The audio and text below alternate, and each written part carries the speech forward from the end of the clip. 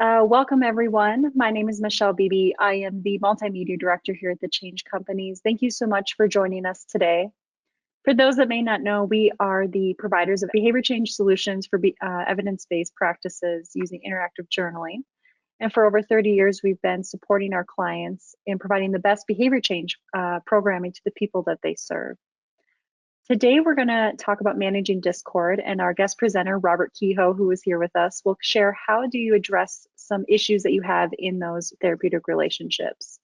The presentation will be about 30 minutes with a 15-minute Q&A session at the end for those that submitted questions during the registration process or those that would just like to participate. Before we dive into the presentation, I would like, and I'm very excited to introduce Robert Kehoe, your presenter for today.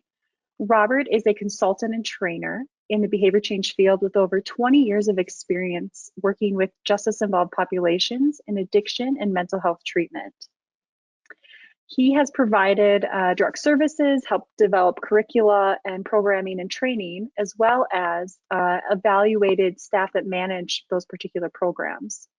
Robert has also delivered over 100 trainings in cognitive behavioral therapy, motivational interviewing, health and wellness, interpersonal relationships, therapeutic communities, and much more. So without further ado, let's welcome Robert Kehoe. All right, thank you, Michelle. Welcome.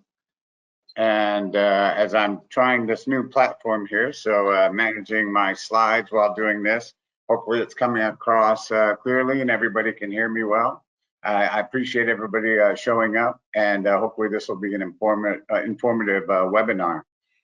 Really, we're talking about Discord today and how to manage Discord, how it's different from the old term of resistance. For those of you who've been doing this for a while, you might remember the old term resistance. And really what we're talking about here is how that when it used to be called resistance, it brings up that visual of one thing pushing against another thing. You know, you need to have two things to have resistance.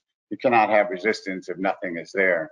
So what happened was the concept in the therapeutic relationship of having resistance would often get confused, and people would misunderstand it, and it kind of devolved into we now have a resistant client. And when we're talking about MI, we're not talking about having a resistant client, but that's unfortunately where it ended up going a lot of times. So in order to clear up some of that confusion, the term discord came in. And really the old term resistance, you can think part of it is discord, and then part of it as sustained talk.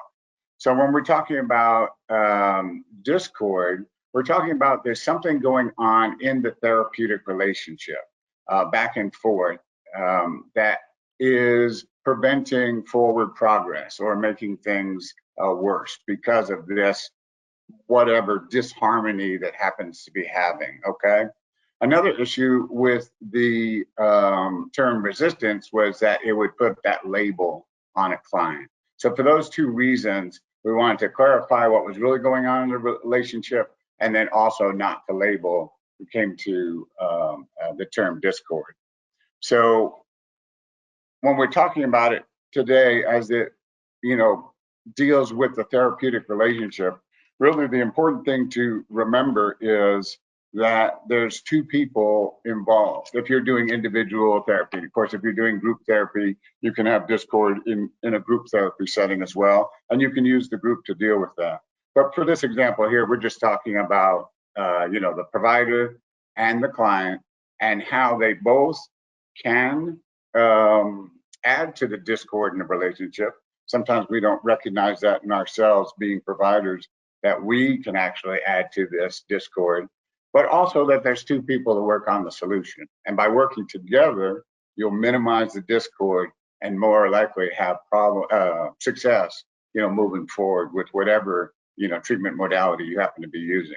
So improving that therapeutic alliance, many of us remember from school or whatever research that you've done, is, the therapeutic alliance is the most important thing to having a treatment success, having a good therapeutic alliance. So let's talk a little bit here. Managing Discord. Again, this webinar was set up for people who are maybe in month one. By the way, if you're in month one of your career, providing services, congratulations, welcome. And you're going to have some good strategies to deal with Discord as you move forward. And also, for those of you more seasoned, that's a nice way of saying you've been around a long time. Our seasoned experts out there with, 10, 15, 20, maybe even significantly more time than that. Hopefully there's going to be some pro tips involved where you can understand a little bit better or how this works for you. And by the way, if you do have some pro tips or that what works for you, feel free to engage in that chat box that you have there with one way or another that works for you when managing the Discord. So we're going to be talking about 5 strategies for managing. And the first one here is to understand the client's motivation. One of the things that certainly I struggled with way at the beginning was that I assumed if somebody showed up to an appointment, they were motivated to make long-lasting and meaningful changes in their behavior. I mean, that's why they came to the session, I thought. But just remember that just because somebody makes an appointment and shows up to two different things, we're glad for both because we can't do anything without that. But does that mean they're actually motivated to make, meaningful changes? People show up for all sorts of different reasons. If you happen to be part of the justice services group out there where you're in a drug diversion court or, some sort of, maybe the client has a mother they're trying to get off their back, shall we say, or, the court's taken away the driver's license because this is your 3rd DUI, or, and to get it back, you must complete whatever, whatever the responsibilities are. So just remember that. And we're just starting with some open-ended questions. It's an old favorite one. You see it often, or you hear it often, what brought you in today? But just by starting with some just open-ended questions. I read your file a little bit, but I want to hear from you. Well, what's the reason you're coming in today? Okay. Then, of course, the most important thing is to listen. All right, sit back, be present, understand, what the client is saying, ask questions when appropriate, explore what really has brought them in. You might find out there's all sorts of different reasons that you had no idea that's the reason they came to this. Okay. So also remember too that motivation can be used as a linking tool from session to session. So if you're going into your second session and you hear, you're starting your second session, you can even start it with, last week we talked about your motivation, In the week since then, what's changed? Has anything changed? And that's another way to further explore that situation. So do take that time to explore. It won't come up automatically. I'm trying to get my slide to come up here. Well, let's talk about a challenge. The client seems motivated by secondary gain. Let's say, for example, that the client, a female client, comes in to see you. She has a marijuana charge and she's going through drug diversion court. So in order to not go further down the system, she needs to complete your program, whatever that happens to be. But let's say the client, doesn't want to work on her marijuana issue. How do you deal with that? The lack of insight is okay. It is very few clients. We do have some, but very few clients that really hit the bottom. They realize they need to make a change. They know it's a problem. They do research. They find you. They come make an appointment and come to your session. And, day one, they're ready to go. They really know what's going on. There are some people like that, but the vast majority are not. Certainly, if you work in the justice services side, we have so much, that they're mandated to come in, and that's okay. It's okay if you're mandated to come in. What can we work on? Let's say this individual doesn't want to work on her marijuana issue. She wants to work on problems with a family member. Well, can you deal with that? She wants to work on something. It's not what you would think would brought her to treatment, but maybe if she has problems with a family member and she can't she's being court mandated to come in and see you. I'm assuming that's going to interrupt the way she interacts with her family members. And maybe you can kind of backdoor into that other problem. So remember, it takes a lot to come into treatment, and let's start wherever the client is, as long as it's reasonable. And you have to figure out what's reasonable, what works in your system. But I would challenge you to say that most of what they want to do is reasonable. The second one is establish boundaries and expectations. If you want to manage discord in a relationship, you want to have some good boundaries. And of course, we all have certain requirements that we must do in our job if we want to do our job correctly. You have reports to write, you have systems that they must get through in order to successfully complete. But also, what does the client want? What would they like to get out of this? If we go back to is this, now I'm talking as a facilitator, let's say. So as a therapist, is this my time? When a client comes in, is this your time or is this our time? And I'm hoping you're landing on the our time. The my time, you're too authoritarian, and I suspect you're going to increase because this is my time. You better be on time, and this, that, and the other thing. And we're going to struggle with some discord. You're going to get some pushback, or you're going to get some compliance, and we'll talk about that later. But also, if you say it's your time, what do you do in session 3? The person's had a crazy week, rushing around this, that, and the other thing, car wreck, bus didn't, come, and they're 2 minutes late, and they ran all the way, and they're dripping wet, and they just want to sit there for 15, 20 minutes and decompress. And then they said, well, you told me this was my time, so I don't want to do anything this week. I just want to sit and relax. Obviously, that's not going to work. So by establishing that it's our time, you can, build in that ownership. When you build in ownership into whatever program you have, even if you have a very regimented program, and some of you do have very regimented programs out there, how can you build in that ownership, that they have some input into what's going on? Now, it's also important that you communicate what boundaries you are required. There's no wishy-washy. If you have to report a failed UA, or if you have to report a missed appointment, I'm not saying that the client has input, well, please don't report that one because of this, that, and the other thing. Good boundaries are what can help the relationship, the therapeutic alliance, work. You do what you say you're going to do. I do what I say I'm going to do. And if not, let's talk about it. Let's figure out what's going on. But I just want to make sure you understand, I'm not saying you excuse things that go on. So say a client violates a boundary. Say that, let's say a client comes in and says, I know I'm going to violate, I know I got a positive UA. I just took a UA, I know it's going to come back positive. How do you deal with that? Are you the type to say, a positive UA, you're already in your mind thinking, I got this form, I got to let him know. By the way, I knew that was going to happen because he did this, that, and the other thing. And, or are you going to use some more open-ended questions, reflections to find out about the boundary, to keep you from jumping to conclusions? One of the things that I work very hard on is not jumping to conclusions. It happens. We're human beings. When somebody says something, a lot of times we will go one way or the other with it, be it positive or negative. I don't know, but we jump to conclusions. So how can you use open-ended questions not to jump to conclusions? Again, if she comes in and says she knows she's going to violate, boy, that was a hard thing to admit. I just want to check in with you. How are you feeling right now? Or, boy, I can tell you're upset. Do you want to tell me more about it?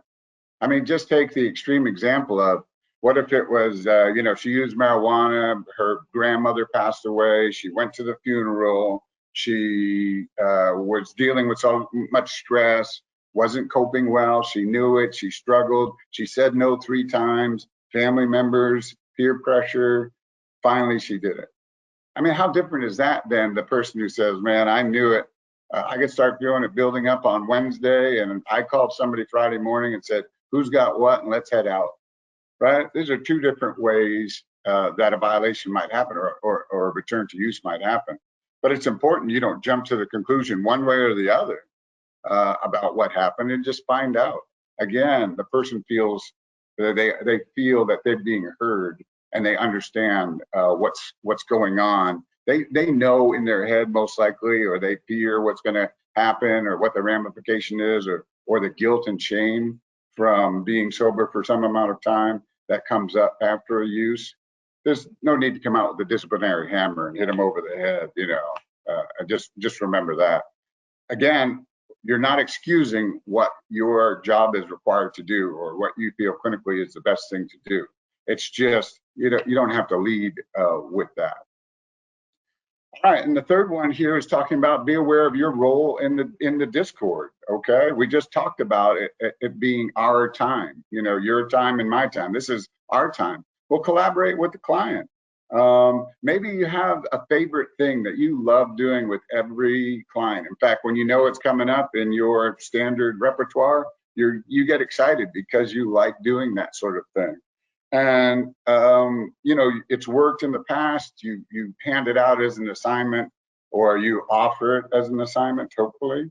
And the client says, I don't really like that, or that's not me, or how do you feel about that? Oh, geez, I gave him this. Why didn't he do it? This is perfect. It's worked.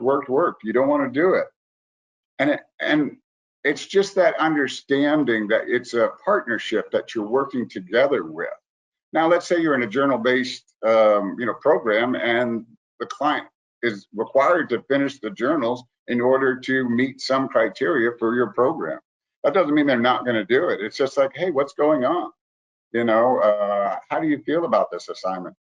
I I know in some of the journals they have drawing assignments. I can't draw a straight line with a ruler. I mean, I do when I see something where if I'm somewhere at some training and I have to draw something, automatically I'm like, oh my God, I just don't want to do it.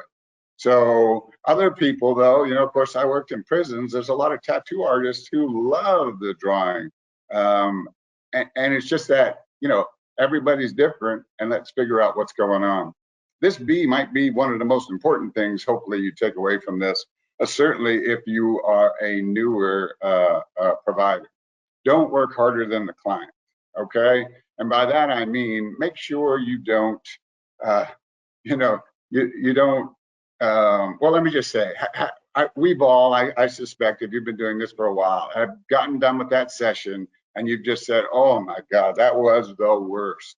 Nothing worked. I couldn't figure it out. All I felt was pushback, or, you go into a colleague's office and you drop down on their couch and you're like, ah, this is just miserable. What a beating that was. And I challenge you, if you're coming out of your sessions that way, or certainly many of your sessions that way, what's your role in that? Okay. Are you working harder? Are you trying to force them to do something?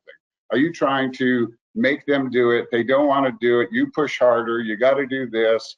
How are we working this collaboration out? So, an easy one is if you're talking, right now I'm working harder than anybody in this situation, which is okay because that's the way it's set up, right? We don't have interaction back and forth. But if you feel like, you're doing 50, 60, 75% of the talking in a session with one member, then really you want to take a step back and say, am I working harder than the client? It's important that you don't work harder than the client, okay? So let's talk about a challenge in this area. Client argues with you, interrupts, blames you, You want to take responsibility for what your role is in the relationship. And that's very important. Now, in training, we don't train the negative, but I'm going to say the negative here. Make sure you don't take responsibility for what's not your role in the relationship. It's very important that, you understand this. Hopefully, you've done in your work somewhere some sphere of control exercises. They're great exercises to work with clients on, what's in their control. Yeah, your what do you control? Your thoughts, your behaviors, your beliefs. What your sphere of influence. And then also, what's outside of your control. And of course, we always overestimate what's really in our control is one of the points of that example. But it's a great parallel process because sometimes we are taking responsibility for things that are not our responsibility. Can you force somebody to change? No, and not meaningful change. Can you get short-term compliance? Yes. If you work in a prison, can you get compliance? Yeah, it's pretty easy to get compliance in a prison. No ifs, ands, or buts about it. All right, that's already built in. But how do you feel when you get interrupted? If the client interrupts you while you're giving some beautiful spiel of, whatever, and they interrupt you, how do you deal with that? Do you feel personally slighted? Or do you say, well, maybe this is a pattern. This is how he reacts to whatever. And let's explore that. Because maybe he likes to interrupt people all the time, because really he just wants his own way. But instead of internalizing, like, man, he's interrupting me, I get to change it around and say, this is a clinical issue for this individual. And now I've got something to work with. Okay. Plus, if you acknowledge that what's going on, you'll most likely reduce discord as you go through, because it'll just become a habit. When he interrupts, we'll kind of talk about it a little bit, find out what's going on, see how he feels about it. And then maybe we can get back to what we were doing beforehand. But remember, they're acting out in a way they're used to acting out. So we shouldn't be surprised, and try not to, it's difficult, I know, try not to take it personally when something like that happens. We'll talk briefly about transference and countertransference. And let me just use this brief example. I was in a prison.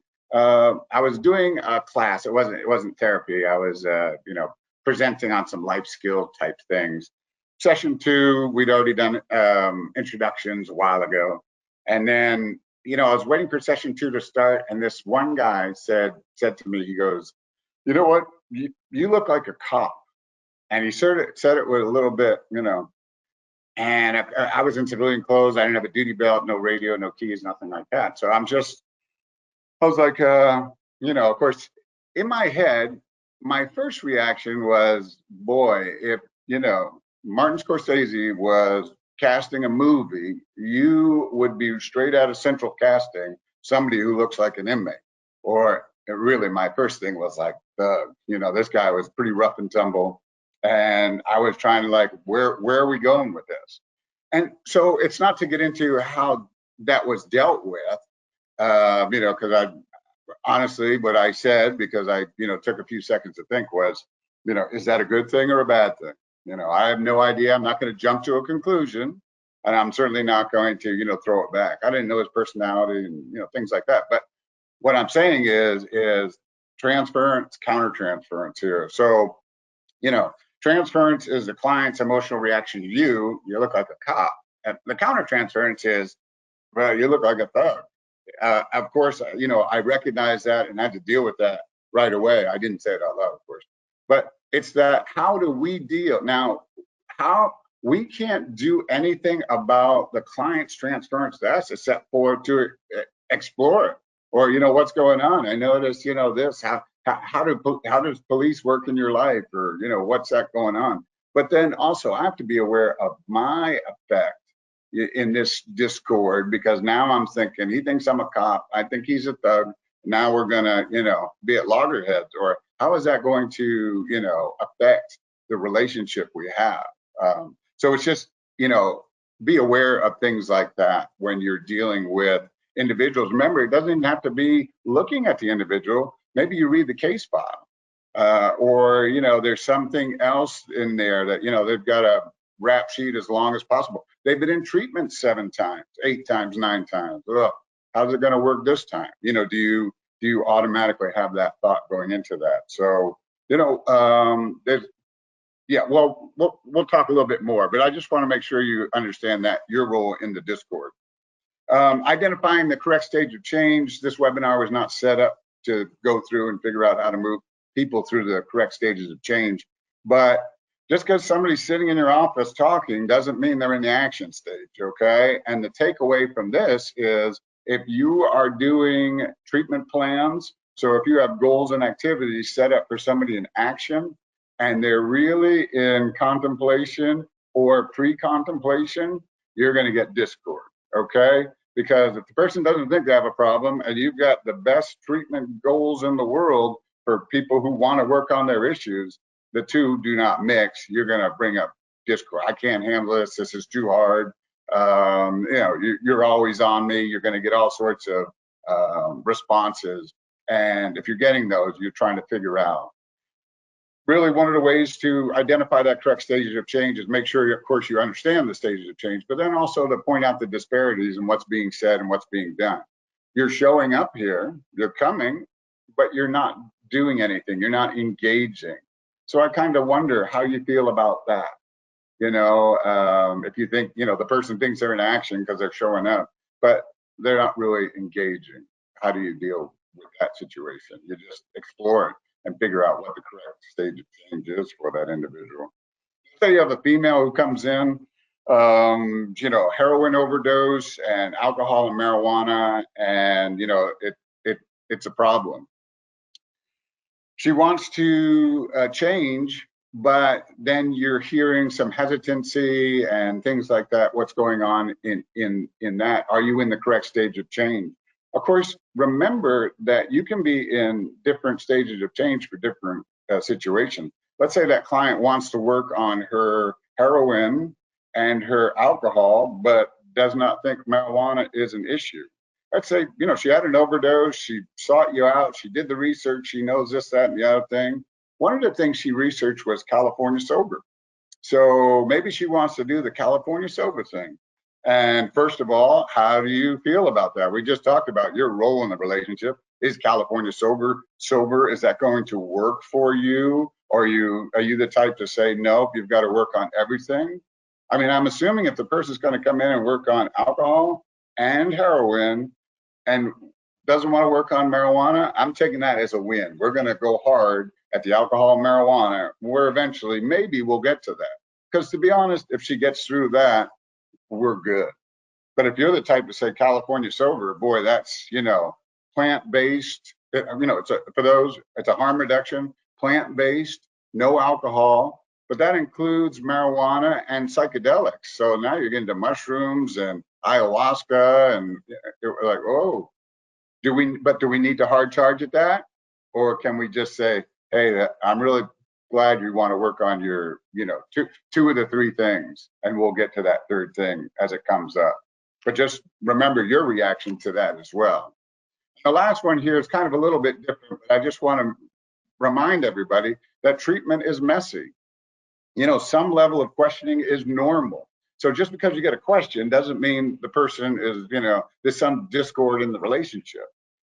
Some of the questions definitely might be a power surge, or might be something that's, off-putting or something like that. Trying to get a reaction from you, but some of it is just normal. So explore the questioning when appropriate. If you come to whatever question they have and you come back with a genuine question, hey, I was wondering what you meant by that. How does that affect, what's going on? And maybe it's just trying to normalize what's going on.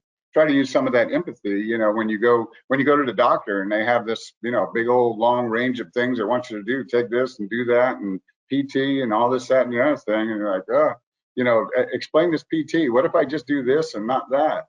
So some of that is normal. And I just want to make sure you understand that. But explore. If you have a question and you're coming from a good place, ask a question.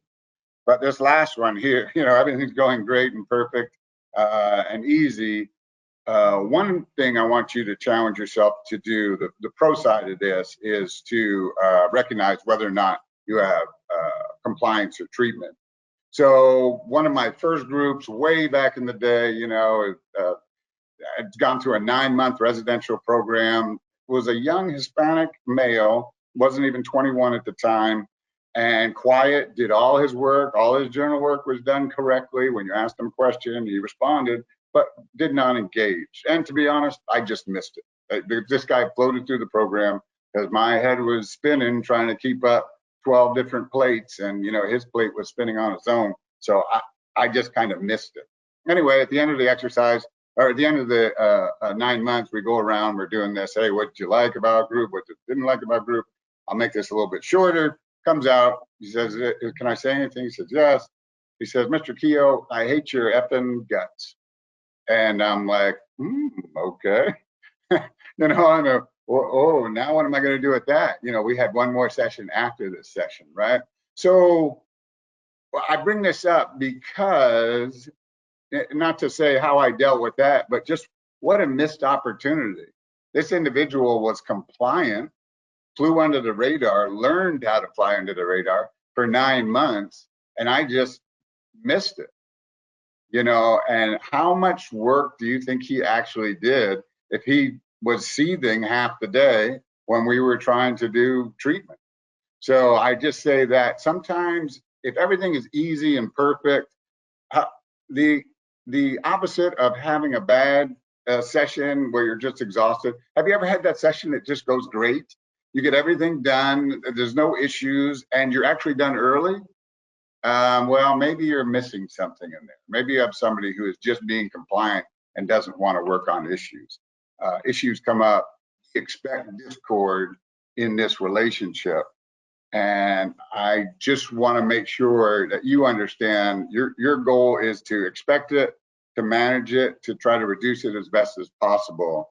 And then when it's lower, you're going to increase your chance of having a better therapeutic relationship and therefore a better outcome. So hopefully, I know it's a lot of information we went through. I admitted I was working hard. I hope you guys, were able to understand where I was going. And if I'm not mistaken, I'm turning this back over to Michelle right now because she's going to have some questions that hopefully I can answer. So Michelle, if you have any easy questions that I will answer, and make me look really good, then please ask Yeah. them. Well, we do have a lot of questions. We're going to start with Medina from the Virgin Islands. She wants to talk about how to prevent clients from staff splitting due to discord. Okay, here's another thing trainers don't do. That's a great question. Splitting, staff splitting. I'm going to give you the answer to this question, the next question.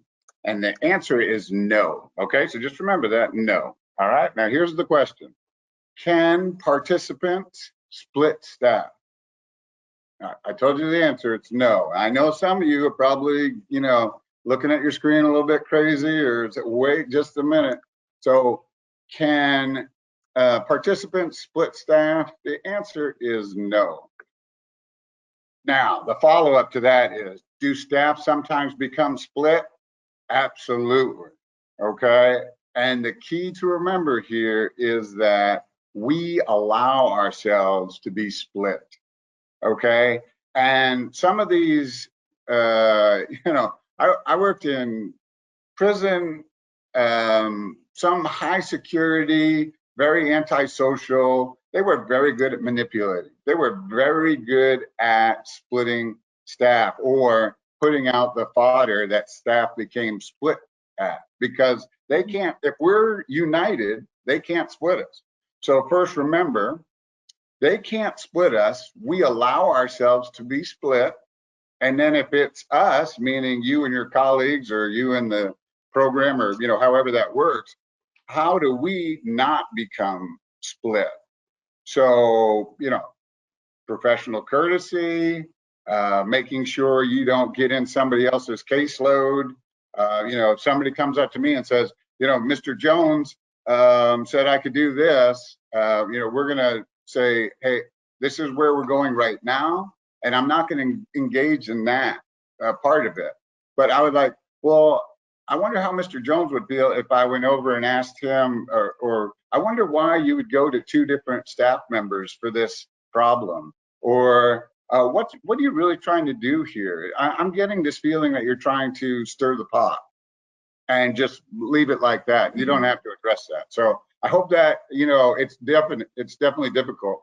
And we know some of our colleagues have strengths in certain areas, and maybe they're not so strong in other areas. Some of these areas are actually part of our program, and you see some staff struggling with what's actually in our program. So I understand that, but professional courtesy, talking about it, staffing, getting together to talk about troublesome. Hey, I felt that, this guy's trying to do this, or he's going around my back. What do you think? Hopefully you're having good staff meetings where you can talk about these things. So I hope that answers that question. Yeah, and kind of to piggyback off of that question, Roger had another clarifying question about, is it important that a client has the ability to change providers if it isn't working? Because in some mandated treatments like the justice system, that's maybe not an option. Yeah, it is a rare. If we're not talking logistical, if you're in a type of situation where everybody has 10 people on their caseload, this, that, or the other thing, and for some reason or another, through attrition, the person has two, one staff member has two, and somebody else has, 18, but we're going to balance out caseloads. But if you're talking about, I don't like this person and I want to go into their group, or I don't, this isn't working for me, I want to try it with Miss whomever, then no, ordinarily not. Now, I say that, the old joke is 73% of statistics are made up on the spot. But I say that because I'm just going to throw out, 95% of the time, 95% of the time, 98% of the time, do not allow them to go. And remember, this might be the way they go. This is what they've learned to do. They didn't like this, so they went there. They can't feel comfortable dealing with somebody in this situation, so they go find a different situation. They escape. So we don't want to accidentally feed into, condoning their avoidant behavior. That being said, if there is some sort of issue, certainly a staff safety issue, absolutely. And of course, we're going to find out what's going on. And sometimes, there are certain clientele that we work with better than others. If the change is coming from you versus from the client, that's probably more likely to happen. But yeah, don't jumping around. How do you feel about it? How does it feel if you're going to be, working with me for the rest of the time? I think that's very important. Okay, great. The next question comes from Angela in South Dakota. How to manage discord between your program and administration when it seems that administration does not understand the program? Very good. Great question, and it's an important question. The best program in the world, if you don't have support from administration, can make it very, very difficult to get things done. So I'm going to say this sort of in jest, but actually I'm very serious about it. Warm brownies. Okay, so you have some warm brownies. You have the administration come down. A lot of the administrators don't even know what goes on, and if you're in some sort of where your administrators are 2 levels above you, or 3 levels above you, or 4 levels above you, they're not really sure. This is a program that whatever's happening is happening, and either good things or bad things, but they don't get it. So I encourage you to invite them down to see your program. Hey, when would be a good time? I mean, we're having brownies on Thursday. Hey, why don't you guys come down and take a look at our program? And when they know, you're more likely to get a better response from them. And they're busy and they got all sorts of stuff going on. And at that part, I get it. But if the program's important, and you're doing a good, and you want to have a good, relationship back and forth, have them come down, have them take a look at it, and see how that helps them. So warm brownies, almost always a good situation. All right. Next question comes from Sierra from New Mexico. How frank can I be with a client who chooses to not do the agreed upon homework but blames me for their lack of progression? Okay, how frank? You can always be, always, I struggle with that. It's good to be as open and as frank as possible, as long as you're coming from a good place. If if you've got empathy for the client and you're working with the client, then you can be as frank as you can be. So if you're frustrated because the individual said, hey, I'm going to do what I need to do to make it through the program, you provide the program materials and they don't do it. First of all, are you upset about it? does it get under your craw? Do you feel like you're wasting your time and all this? I mean, that's separate from now I've really got something to go on. Is this a pattern for you? I notice that you start things and you say everything and then you don't do it. And then I almost feel like you're blaming me. I do take the not jumping to conclusions or not misinterpreting what somebody says. But I would say to somebody, I feel like you're blaming me. What's going on here? And who knows why they're not doing it? They're scared. Let's face it, treatment is hard. And depending on what your situation is, if you're out in, what we would call the free world, you got all sorts of responsibilities coming, going and all this, and trying to get things done, and it's too much and I'm feeling overwhelmed. You're feeling overwhelmed. Okay, now this is something that we can work with. By the way, it's not like we're going to reduce the whatever the requirements are. It's just now I can deal with your feeling of overwhelm. Are there other times when you're feeling overwhelmed? How do you manage that feeling? Do you become rude to people because I'm feeling a little bit, that type of thing. So be as open, as frank with clients as you can be, as long as you're coming from, some sense of empathy and collaboration.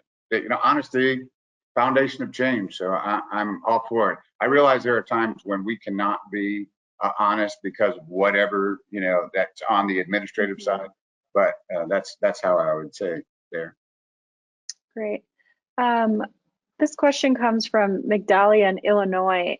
How do you handle a patient's inappropriate, immature questions that are seemingly provoking? How do you handle patients who are stuck in kind of have that discord that appears with that provoking and immature questions? Yeah, provoking questions, immature. I glanced over that one earlier in the presentation. Sometimes it's a power orientation. Sometimes it's to get the attention off them. Here's something for you to, take away. There's never a question you have to answer. Okay, so just remember that it doesn't matter what they ask you. Hey, where'd you get your degree? Have you ever smoked pot? Or, do you speed? Or, whatever, that sometimes those are genuine questions. If it's session one and somebody's saying, hey, did you, how did you get into this? And they're asking you and you give them some basic normalizing discussion. If you're in session 4 and they, where'd you get your degree? Or, how can you tell me about this when you've never done this in your life? So what you do is you don't think of it as a question. In polite society, we answer questions, but you don't think you think of it as, grist for the clinical mill, shall we say. Now he or she is acting out in a way that I can respond to. Right. Well, what did you mean by that question? What I'm a little bit confused by that. That question seemed different than what we're dealing with. What was your motivation? Why? We don't normally say why because it puts people on the defense, but why did you ask that? Because we do want to bring up a little bit of, hey, what's going on here? So yes, those power orientation type thrusts, it's either distraction technique or trying to take you off your game, that type of thing. You don't have to answer, but deal with the reason the question was asked versus the question. Okay, great. Let's go to, there's so many. How do you address when the client doesn't tell you that they are not satisfied until after they decide to end the therapeutic relationship?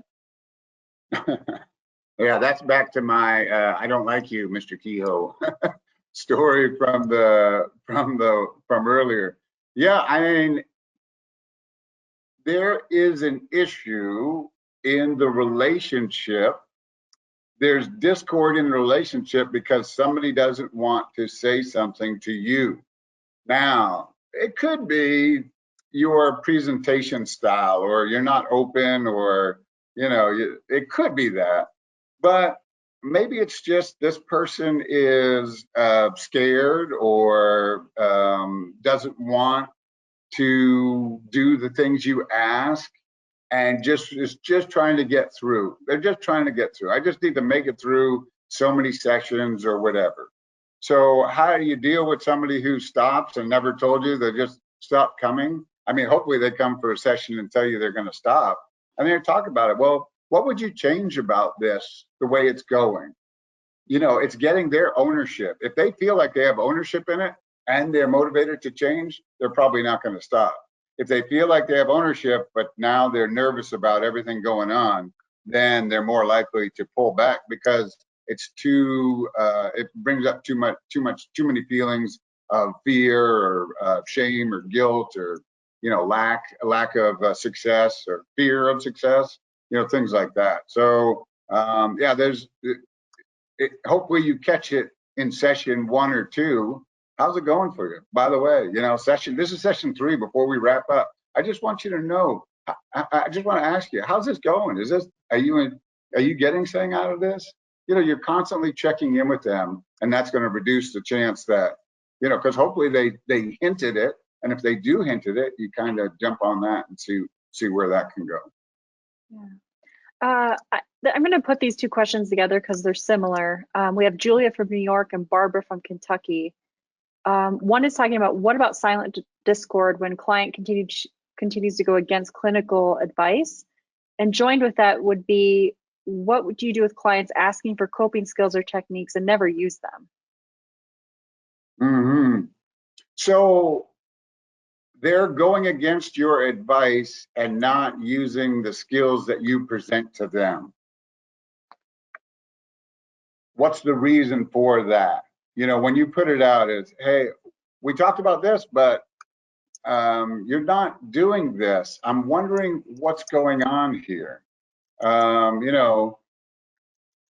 of the key things is, though, to check in with them.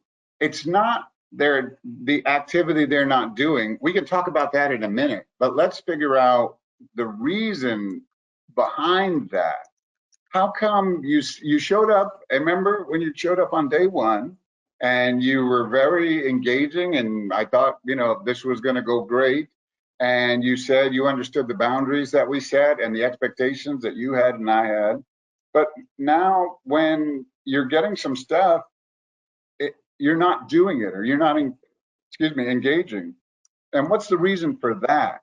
So you might even, explore, what is it that you would rather be doing than what I'm giving you?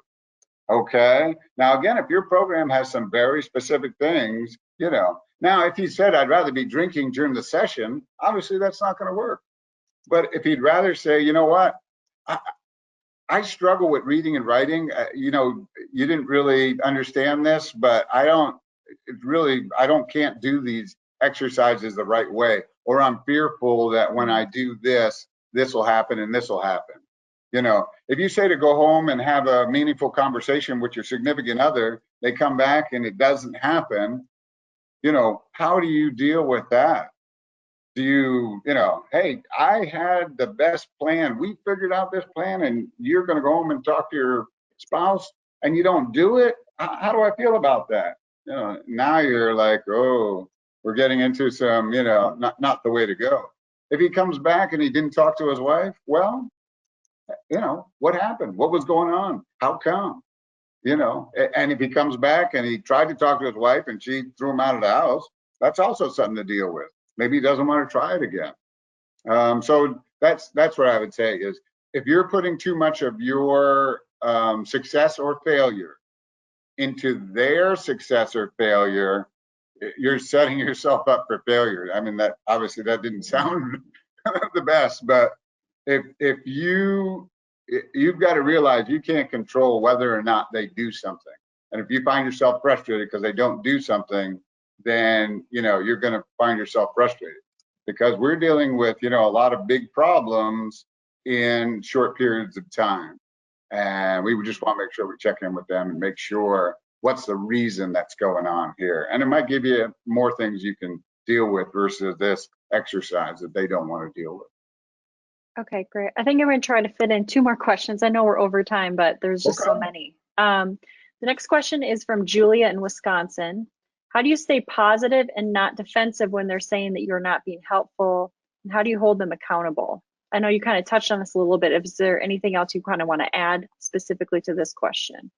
Yeah, I think, just it's important thing that if you're in this field for the right reason, and I'm assuming you are, that you want to help people. You want people to be successful. You want to, maybe it somehow affected your life. You had a family member who struggled or, whatever brought you to this. We're in the helping professions.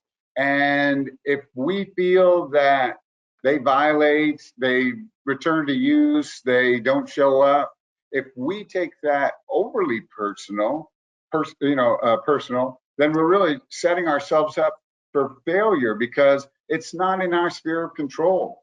How I react to him not coming back. And you say to yourself, hey, this is tough.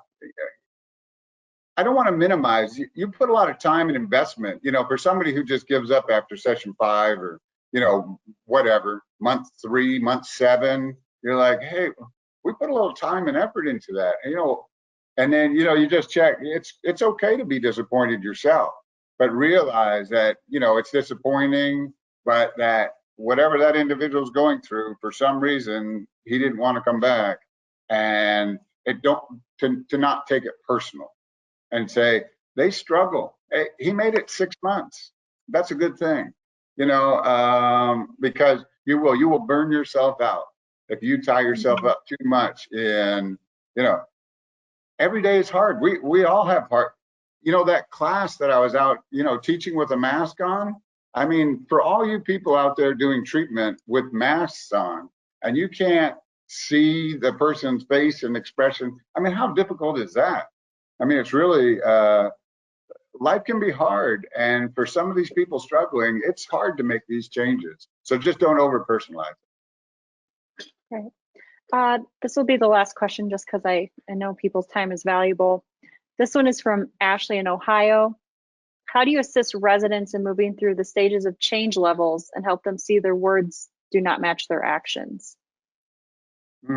That's kind of a big question. Right. Words not matching their actions is something to point out. I mean, that's just easy to bring up. I notice you say everything is great, but your arms are crossed and you have a scowl on your face.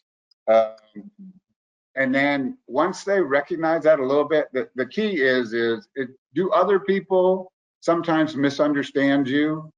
Because now we've taken this, scowl with the arms crossed, I'm fine, and you turn it into, where that person's, what you're basically saying is, hey, people misunderstand you. How do you feel when people misunderstand you? Or do a lot of people misunderstand you? Or do you often get, weird looks when you say something? And that's the way to address that. Moving people through the stages of change is just understanding your role in the different stages of change and making sure that you are not, the key is to be in the correct stage of change, or else you're going to increase the discord because you're mismatched. Okay. Okay. All right.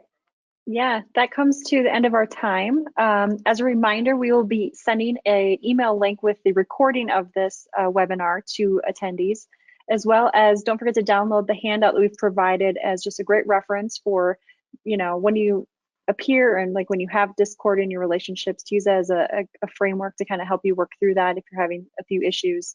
But that's in your GoToWebinar control panel. And lastly, I just want to thank you again for being here in your time. We know you're very busy individuals, and interactive journaling from the Change Companies is a great way to kind of evaluate where your participants, where your clients are at in their own stages of change, as well as kind of meet them where they're at within their own treatment.